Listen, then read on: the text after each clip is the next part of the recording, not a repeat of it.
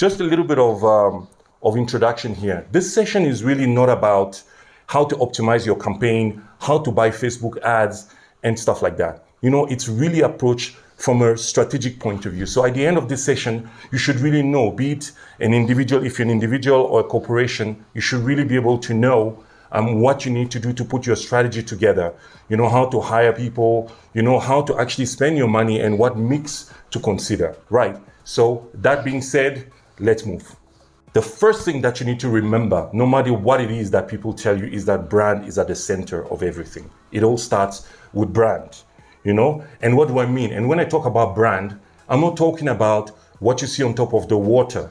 I'm talking about what you see below the water. So brand is not just the logo, the brand application, the collateral, the advertising things that you see, but it's basically the most important things are the things below the water. Meaning what? Meaning, do you have a brand story? Is it well articulated? Do you have a brand purpose? Are you clear on what your positioning is as a brand? If all this sounds like some Chinese to you, get a consultant to help you to actually really clarify that, because every single thing that you do should be informed by your brand. So the other thing that I would like to talk to you about is that, and you've seen that everybody copies everybody. We are all existing and operating in a sea of sameness. So you need to figure out a way to differentiate yourself. And talking about that, a lot of brands and people believe that brand awareness is brand differentiation, and that's not the case. You can be seen by a lot of people, but you don't really have a different brand. You're a Me Too brand, as we call them. An example of a differentiated brand is Tesla, for example, or Apple. They stand for something, and they make sure that they stick to it. So even when your brand is different, the next thing to do is to try to move your brand from just different to what we call distinct. So it's really, really key that we all understand these basics. And everybody is going to talk to you about storytelling. It's the buzzword now. People talk about content, they talk about storytelling. What's that all about? Storytelling is what it is that you do as a brand, to tell your brand story. Remember we spoke about brand story? And what that means is, you need to figure out clever ways to do that. And it's not only through pictures. A lot of people think when we talk about storytelling, we talk about you have to have a video, you have to have a picture. To give you an example, we work with Citizen, I remember, I think in 2010, and we've managed to help them tell a story on their TV station through music, right? So it doesn't have to be images. It could also be music. It could be different kind of things. It could be customer experience even. You could be able to show your customers what it is that you mean, what experiencing your brands feels like. And we do all this because we would like to become what we call a smashable brand. And this is a very important term. If you look at the pictures that you have on the screen now, on the left-hand side you have, I don't know if you can make out who these brands are. On the left-hand side, it's BMW. In the middle, it's a slide bottle of Coca-Cola. And then on the right-hand side, it's a commercial for Nike. These brands are able to be recognized even without their logos. Those are smashable brands. And a smashable brand is essentially a brand that even if broken into pieces, is still recognizable. So they are that strong. And if you manage to create such a brand, you have a lot of chances of succeeding basically online. So let's move forward and let's go to what it is that we're here for. Let's talk about digital. What do I think digital is? How about we talk about what digital is not? Digital is not a channel, so people think digital is social media or it's just basically some place where you send files, some marketing collateral, some marketing communication. Digital is not a channel. Digital is not even a service offering.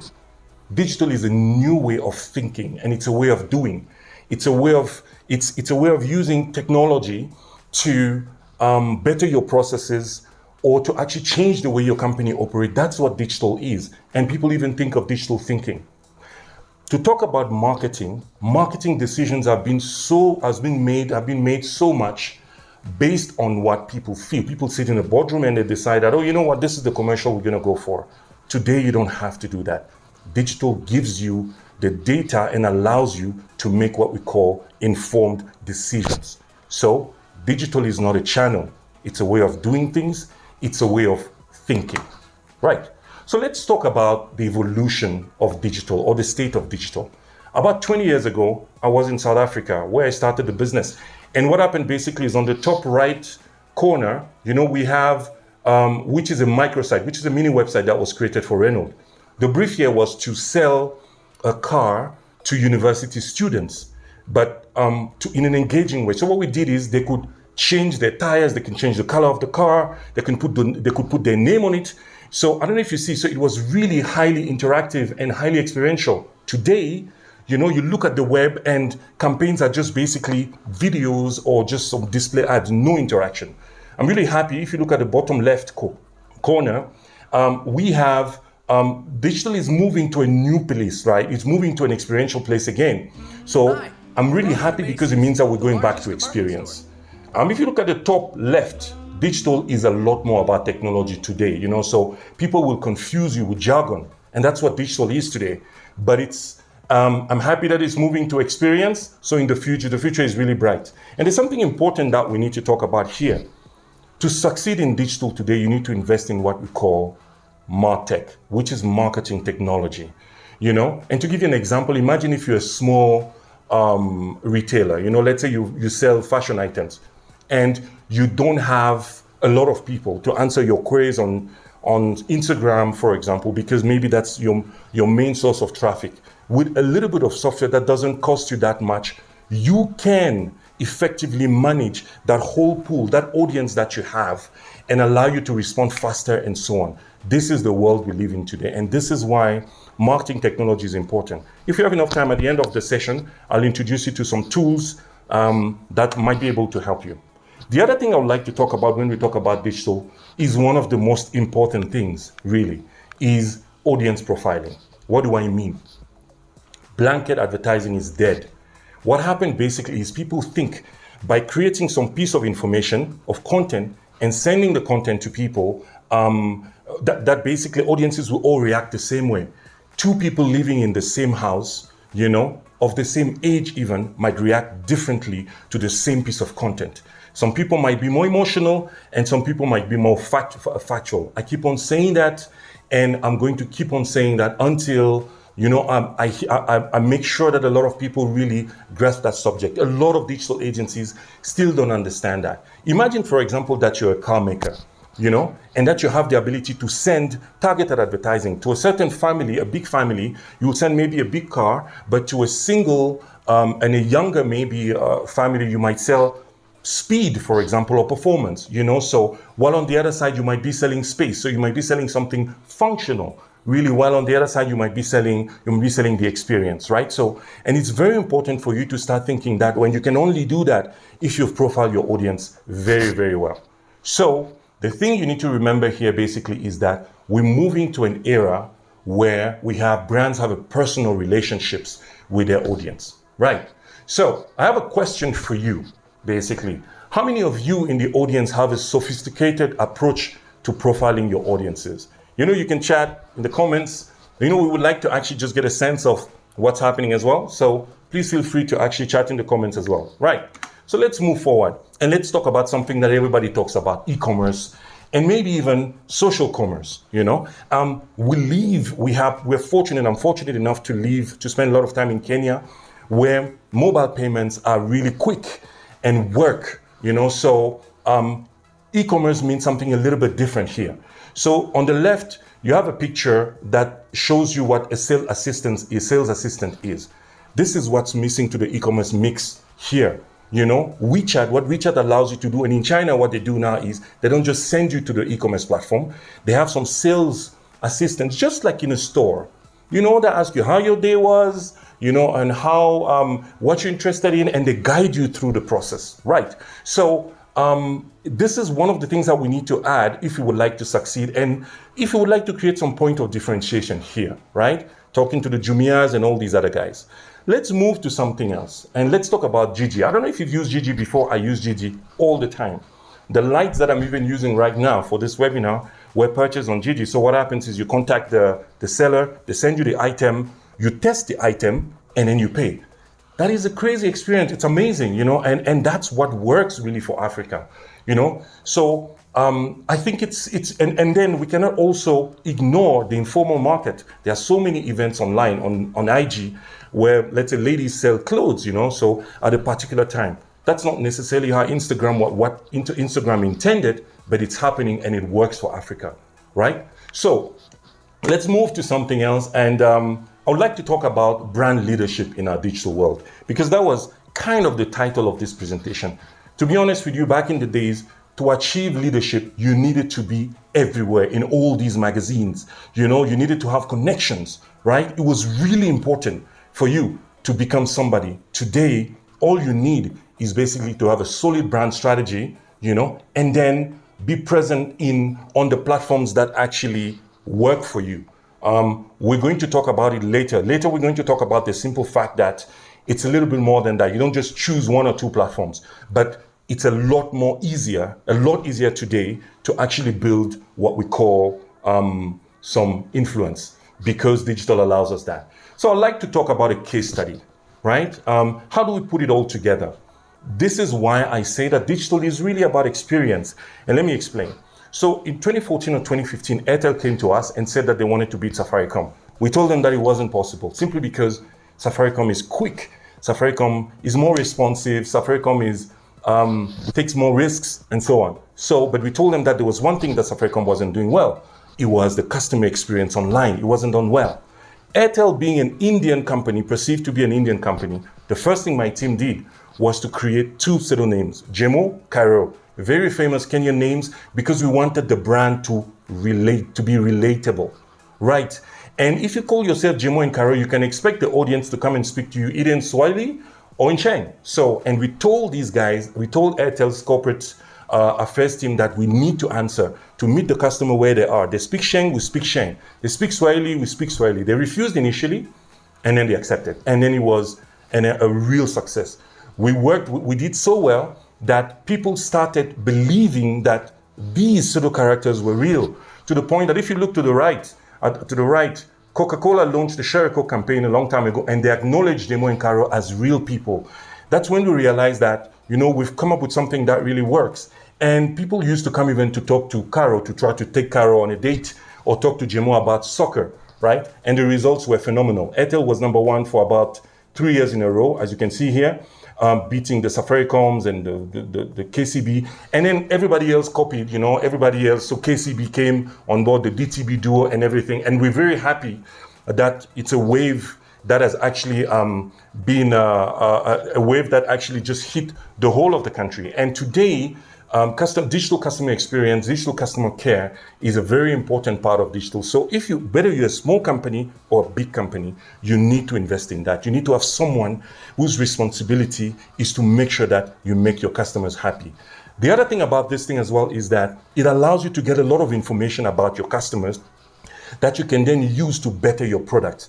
The people that are in touch with the customers know the customer speak. They know what their pain points are. So it's really, really important for companies not to just answer queries and make some jokes online, but to take that information and turn that into product, into actionable points that could be used for product innovation, right? That's the whole point of this. And this is digital. And this allows the brand positioning of the company to change, as it did somehow with Airtel. We lost the contract, they lost their team. I won't tell you where the team went, but anyway, now they're not necessarily number one anymore. Let's talk about content strategy, right? Let's move. Everybody tells you that content is king. You hear it everywhere, right? And for us, we know that context is everything. And more importantly, even distribution. Distribution is power. You have to know where you first post your content really matters, no matter how good it is. If it's posted on CNN, it has more chances of traveling, than if you post it on your own channel that does not have a lot of influence. So think about distribution before creating the content. That's the rule. It's more about, think about your distribution before you create content. Remember that, very important thing. And then the next question that we often have is, how often should we release content? How frequently should we release content? You have people that tell you talk to a client, they tell you, we want you to post 3 times a week, and we want a newsletter every 2 weeks. Then you ask them why. Why should it be 3 times a week? And they don't really have an answer. It's because people are guessing. People are just guessing. So the rule is this: when you're still building your audience, when you're still building your audience, you need to have a lot of consistency and a lot of frequency as well. Very important.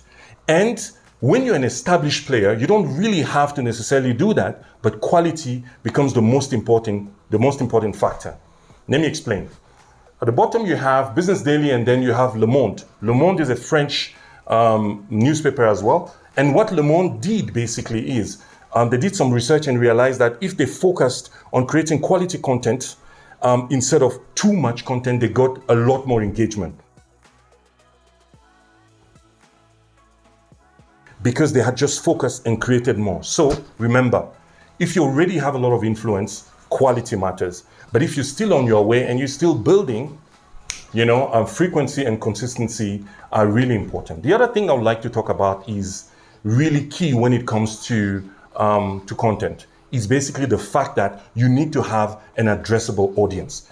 I'm not talking about likes. You cannot address likes, for example, but you can address an email. You can, if you get a phone number from a customer, you can send them a text. You can send them many different things. So addressable audience is what counts when it comes to content, because you need to have an audience that you can address on your own terms. Remember this, not likes, but subscriptions, maybe emails, and so on. I would like to talk to you about something a little bit different, when it comes to strategy and when it comes to content strategy. I'm sure you're all familiar with Johnson & Johnson. So Johnson & Johnson decided that they were going to change their approach to digital, especially when it comes to content. So they decided that instead of necessarily only hiring influencers and trying to push things, what they were going to do is they was going to scout the internet, look at the platforms that are performing very well and acquire them. And that's what they did. So there's a platform called Baby Center that they actually bought because they were very influential. So that platform focuses on everything in the US, focuses on everything about babies. Whether you're a father, your mother, you're pregnant, so every single thing, the whole journey. So what they do is, what does this represent for Johnson & Johnson? Why did they do that? Because it's a research tool. And their logo does not appear on the platform because they would like to appear as if it's as authentic as possible. So they fund the platform, they give them all the resources, and this is a research tool for them. It represents the voices of parents that they would, however, not hear, and it's also some sort of source of revenue because the people do not necessarily know that they own the platform. Some people come and advertise on the platform, some funds that they can then use to reinject into the marketing, right? Content as a business model, right? So not just content as a business model. And maybe it's about time that we start thinking about return on audience, because one of the most important things is really your audience. The first question that I asked you at the beginning of this conversation was, what's the most valuable asset in the 21st century? And it's attention, because we live in the attention economy. The people that command attention command the world. Let's talk about something else. We cannot talk about content without talking about media, because we need to disseminate that information. And today, what matters is platforms do control the world. No matter what it is that we do, the usual suspects, the Google, the Amazons, and so on, the Facebooks, and so on. And the winner of this era, as I say here, are really the people that own platforms. So, if you're a startup, if you're an individual, let's say you're a lawyer, for example, and think about your industry. What platform can you create that will allow you to aggregate maybe some sort of knowledge, and therefore you don't have to compete looking at the type of content that you create versus what, one of your competitors could. Create a platform, right? What I usually tell people is the question you have to ask yourself is, do you want to be the container or do you want to be the content? Again, do you want to be the container, YouTube, or do you want to be the content creator, right? Think about this, it might help you. Now, the other thing that I would like to talk about is the fact that everybody asks me, oh, Chris, how do you build a brand on digital channels? Yeah, big questions.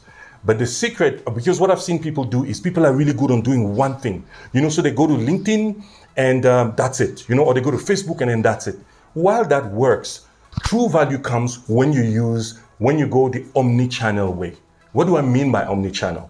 I'm talking about use email, use social media, use customer experience to show people what your experience is, send text messages, build a proper website, omnichannel is the only way to go, right? So very important. If you look at my profile, for example, you'll see that on LinkedIn, I do very specific things, post papers, thought leadership, possibly. On Instagram, it's a gram, it's a little bit more daring. And on Facebook, I maybe post about my music because I happen to be a composer, so because it's a little bit more intimate because my friends are there. You need to build a 360 view of your brand if you're an individual and you're trying to build your brand. This session is short. However, we will have subsequent sessions where we go in detail into specific things and then we unpack them. Let's talk about influencing. We cannot talk about digital today and not talk about influencing. However, basic influencing as we know it is dead, right? The algorithm for Instagram or Twitter, the Instagram and TikTok, are really pushing people to create videos, and the content creators that were only relevant because they were taking selfies in a restaurant, I'm really sorry to tell them, but that time is dead. That time is gone. You need to become a proper content creator. And guys, it's not that simple. You need talent. So either you'll have to hire a team or you'll have to figure out a way to actually up this. So the next thing I want to talk about is nano influencers. Nano influencers are really, really believable. Really believable because think about it this way. Let's say, for example, you have 5 friends and I have 20 and I have 100 friends. Of course, you'll have a more intimate relationship with your friends. And this is why nano influencers are more believable because they have a direct influence over their followers. And brands have started embracing that. So gone are the days when you just hire someone because they have big numbers. What about the engagement? People even talk about engagement. That's not even all. It's a lot more complicated than that. You need to actually go and look at the audience profiling and audience interest. This is what matters. Let me give you an example. We've run, I would not say what name. We have a platform where we actually, through which we pass influencers, and then we realize that some of the big lady celebrities that we have out there are followed by, let's say, 50% men and then 50% women. You see? So what? And sometimes even more by men. And brands assume that because they're ladies, they should sell lady products. And it's not necessarily the case. You could use a lady to sell a male product. Look at their audience interest. That's how you choose an influencer, right? It's a lot more complicated than that, but that gives you some sort of idea. Start thinking about nano influencers. The other thing I want to talk about is the gentleman that you see on the bottom left here. I'm sure you know him, Michael Jordan. So do not let just any influencer write your brand story. It is not safe. People really think about sales. What about long-term value? I've run a lot of forums about influencers, and one of the questions that kept on coming back is, what about the use of influencers and long-term brand value? And the only way I can make sense of that is you need to really be careful about who you choose. It's a brand decision. It's not your digital agency that decides, oh no, we're going to use this guy. No. You need to really look at your brand and see your personality and see the long term, when you're working with influencers.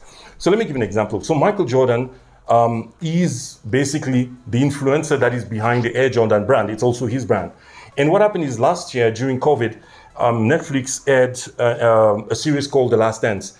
And when that aired, sales just went up the roof when it came to Air Jordan. And they were sold out. Why? Because people had the opportunity to reconnect with the brand story of Nike, because Jordan is just really great at what he does. And I think it reminded people why it is that they actually believed in that brand. He doesn't sit on Instagram and takes selfies and stuff he doesn't do that, right? So really think about this. Don't just let any influencer write your brand story. And then the last thing I'd like to talk about when it comes to influencing is build the appropriate infrastructure to support your influencer investment. Build a website or whatever, a landing page or so on. So that when people actually go to your website, it's actually, the sale can happen because influencers do not necessarily sell, they influence. But sometimes to close the sale, you need something more. Let's move. When we publish this video, we published this thing on the Africa Digital Leadership page. We had 400 views.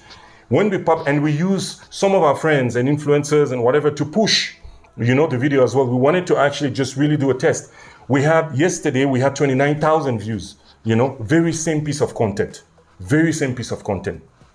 For the people that say that influencing doesn't work, well, good for you. But what happens really is, it's the same piece of content, but where you post the content matters. So distribution. distribution again. And then the last thing I'd like to talk about in this section is the fact that Pureplay is dead. Even companies like Amazon have understood that. I spoke to you about Omnichannel. Even Amazon has understood that they cannot just be an online experience.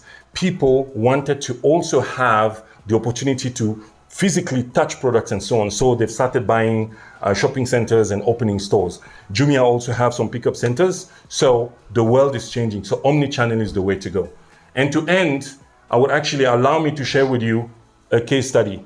And this case study is really about some guy during the pandemic last year. So this guy was going to work, and he was going to work, and what he did basically is, I don't know if there's sound.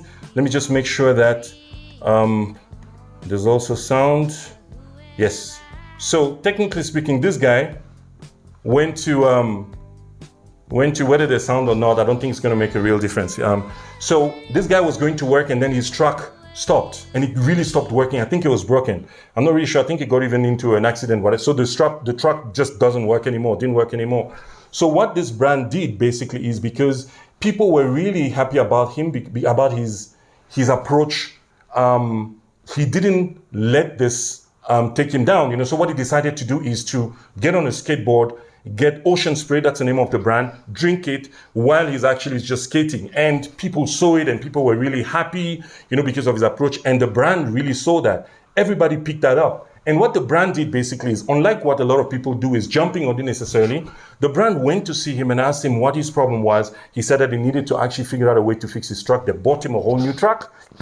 And they gave him a lot of merchandising as well, and some resources as well. I mean, think about it this way. They would have paid for some advertising during COVID. Who was really out? Who was going to look at these billboards and all these things, right? So this was one way for the brand to be really in touch with what their audience is. And that was not the end. The CEO as well of the brand decided to replicate the whole thing. Talk about getting relatable, and then this became a phenomenon, and a lot of people started doing the same thing online and so on. And these guys managed to get some serious levels of visibility online, and also managed to sell, right? So be very reactive as well as a brand. You need to be able to jump on things, but things that make sense, but do it the genuine way, right?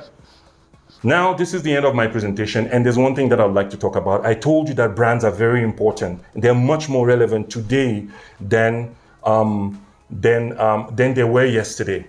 And why? Because, you've heard, I don't know if you guys have heard of audio social. You've heard of Clubhouse. There's Clubhouse, feature spaces from Twitter. So it's really gaining some sort of popularity online in the US and even in Africa. So what will happen to influencing for it? For example, when you don't have the opportunity to show something visual, no video, no picture, it's just audio. You better know what it is that you're talking about. So it's a different way of creating content. And at the same time as well, it's a different way of ordering. Retail changes. So people already are ordering through voice, through Alexa. Now imagine, for example, that you wanted to order some milk here in Nairobi. You would say what? Alexa, please buy me some milk. The question is, what milk? So brand is important. You will have to specify. Alexa, please buy me 1 liter of Brookside, right? Milk.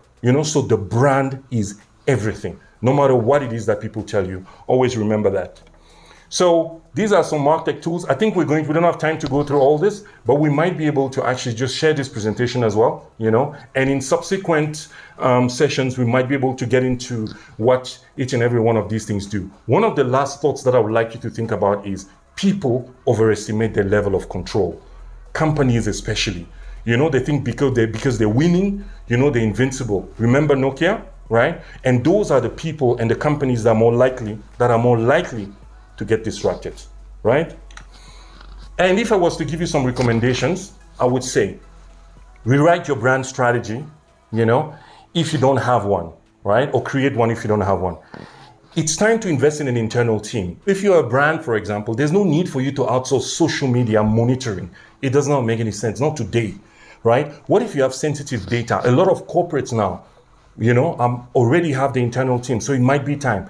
And, so it could be that, and it could be then that your agency, if you have one, could do the highly strategic stuff, and the rest of the stuff could be handled internally. Digital customer care, we spoke about it. Remember, Airtel is a must. You need to get in touch with your customers. This is one of the real ways to get the pulse to really know what your customers think and how they feel about you, right? And also to use data to better your products. Also think long-term when it comes to content. Content, don't think about creating just some pieces of content, some assets. Maybe think about creating a content hub. Just think long-term. Imagine, for example, that you're a company that creates how-to videos. How, let's say you're a bank, how to reset your PIN and so on, whatever. What you could do is just think about it not as individual assets, but a platform that becomes like a big help resource that people can access and use. And this applies to many different industries as well. And the last thing I'd like to tell you is Omnichannel is the way to go. Ladies and gentlemen, thank you very much. And I hope this was informative.